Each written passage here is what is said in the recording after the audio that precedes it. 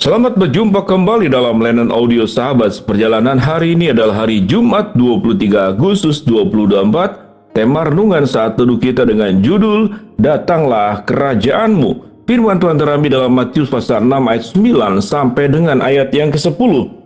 Karena itu berdoalah demikian, Bapa kami yang di sorga, dikuduskanlah namamu, datanglah kerajaanmu, jadilah kehendakmu di bumi seperti di surga.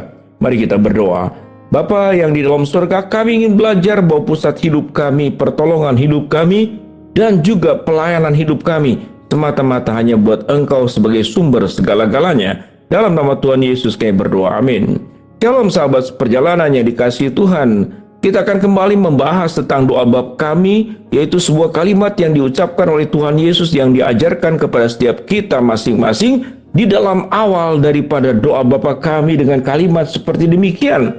Bapa kami yang di sorga, dikuduskanlah namamu, datanglah kerajaanmu, jadilah kehendakmu di bumi seperti di sorga. Pelajaran pertama apa yang kita perlu pelajari di sini? Yaitu semua dari kedua ayat ini berbicara tentang satu pribadi yang disebut dengan mu dalam huruf besar, yaitu Tuhan sendiri. Bapa kami yang di sorga, dikuduskanlah namamu, kita bertemu dengan katamu satu, datanglah kerajaanmu, kedua, jadilah kehendakmu, tiga, di bumi seperti di surga. Sementara kata kami hanya disebutkan satu kali, yaitu Bapa kami. Tapi seluruhnya adalah mu, yaitu yang ditujukan kepada Bapa. Bapa kami yang ada di sorga, dikuduskanlah namamu, datanglah kerajaanmu, jadilah kehendakmu di bumi seperti di surga. Ada kalimat kerja di sini, yaitu dikuduskanlah. Apa yang dimaksud dengan dikuduskanlah? Apakah Tuhan itu perlu dikuduskan? Kalau dikatakan dikuduskan berarti ada kondisi yang tidak kudus sebelumnya. Tidak seperti demikian. Kata dikuduskan adalah sebuah kata kerja yang dilakukan oleh manusia yang ditujukan kepada Tuhan. Dikuduskanlah namamu. Apa yang menyebabkan Tuhan itu tidak kudus bukan karena Tuhan tidak menjadi kudus. Tatkala setiap orang, anak-anaknya yang sudah ditebus, yang sudah diterima sebagai anak-anaknya, dia harus menjaga kalau di dalam kehidupan manusia adalah nama baik orang tuanya. Dia harus menjaga nama baik marganya. Dia harus menjaga nama baik bangsa dan negaranya. Tatkala kita kemudian bergaul di dalam dunia internasional, maka dikatakan di sini dikuduskanlah. Tindakan dikuduskan berarti ada sebuah upaya dan perbuatan manusia agar kehidupannya adalah kehidupan yang kudus. Bagaimana kita menguduskan Tuhan? Tuhan tidak perlu dikuduskan. Karena Tuhan sudah kudus di dalam esensinya. Tetapi perbuatan-perbuatan kita bisa mempermalukan nama Tuhan, sekalipun Tuhan tidak bisa dipermalukan. Tetapi tindakan-tindakan kita yang buruk itu bisa menghambat tentang image orang, tentang siapa Bapa kita, siapa orang tua kita. Dalam doa Bapa kami dikatakan Bapa kami yang di surga. Dalam kehidupan keseharian kita, kita punya Bapa kami yang ada di dalam dunia. Kalau ada Bapa yang ada di dalam dunia saja, kita perlu jaga martabatnya, jaga kehormatannya. Dengan kita hidup benar, tidak memberikan katakanlah sebuah kehidupan tercela yang mempermalukan keluarga besar kita yang ada di bumi, Bapa kita yang ada di bumi. Tetapi Tuhan mengajarkan kepada kita Bapa kami yang di sorga. Maka tindakan yang sama bahkan harus melebihi sebagai sebuah tindakan yang jauh lebih hebat daripada menjaga apapun. Bagaimana kehidupan kita itu bisa mempermuliakan Allah dengan cara hidup dalam kekudusan. Karena Bapa yang kita sembah pun adalah Bapa yang kudus.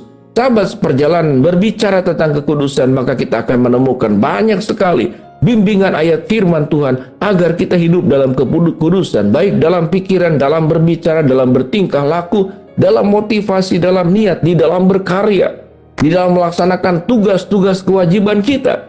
Maka apa yang disebut dengan kekudusan? Jangan melakukan tindakan yang buruk, yang berdosa, lewat pikiran, lewat ucapan, lewat niat, lewat motivasi. Itu yang disebut dengan dikuduskanlah namamu.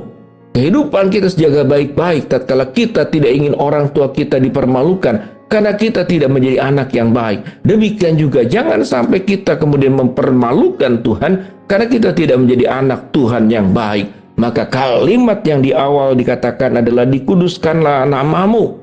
Bapa kita yang sesungguhnya adalah Bapa kami yang ada di sorga. Mari sahabat seperjalanan berjuang supaya hidup kita jangan sampai mempermalukan Tuhan.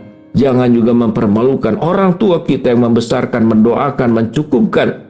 menafkahi, memberikan pendidikan, dan memberikan semua yang terbaik. Lalu firman Tuhan berkata apa? Datanglah kerajaanmu dan jadilah kehendakmu. Setiap orang ingin memiliki sebuah kekuasaan, punya peran, baik dalam bentuk pendidikan, baik dalam bentuk katakanlah area kekuasaan di dalam politik, di tengah-tengah masyarakat, di dalam bisnis. Kita tentu ingin bahwa kita itu punya yang namanya itu kerajaan. Kerajaan itu apa artinya? Bahwa kita punya kekuasaan penuh kepada wilayah-wilayah tertentu. Tatkala kita sudah membeli satu tanah atau membeli rumah menjadi atas nama kita, maka kita menjadi raja bagi kepemilikan itu. Tidak boleh ada satu orang pun yang merebut, apalagi rencana yang merampasnya. Kita punya keinginan besar untuk mendapatkan banyak hal dan kita ingin menjadi raja di bidang kita masing-masing. Tetapi yang paling utama, bahwa kerajaan kita bukanlah yang paling utama, tapi firman Tuhan berkata, datanglah kerajaanmu. Bagaimana supaya menjadikan kerajaan Tuhan itu datang di tengah-tengah kita? Firman Tuhan ayat berikut dikatakan, yaitu jadilah kehendakmu di bumi seperti di sorga.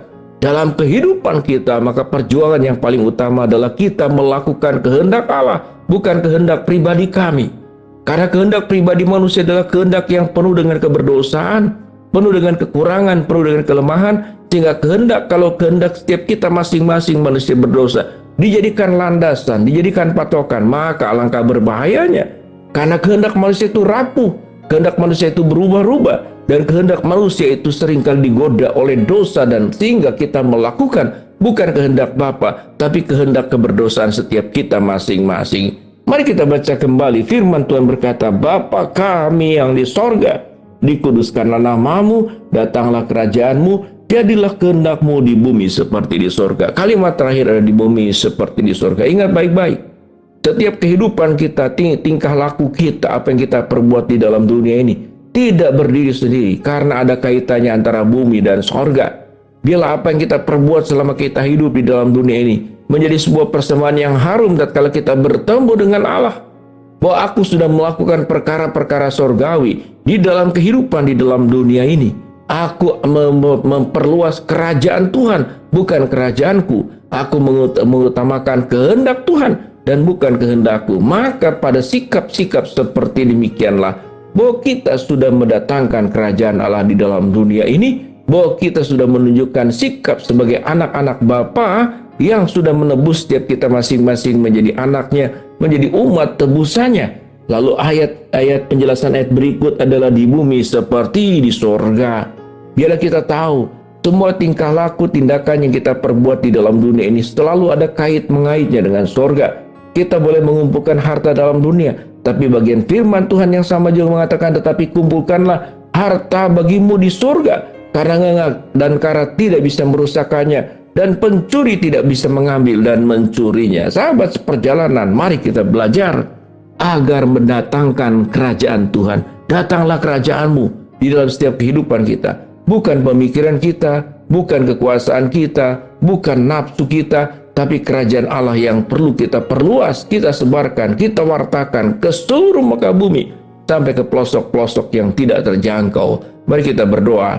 Bapa dalam surga, terima kasih buat kebenaran firman Allah yang kami pelajari. Kami ingin memahami tentang datanglah kerajaan-Mu. Hamba berdoa buat sahabat perjalanan yang sakit, Tuhan jamah sembuhkan. Sahabat perjalanan yang sedang berdoa mengharapkan sesuatu, Tuhan kabulkan dengan cara dan waktunya Tuhan. Sahabat perjalanan yang sedang menghadapi masalah, Tuhan bukakan jalan. Dalam nama Tuhan Yesus kami berdoa, amin. Datanglah kerajaan-Mu.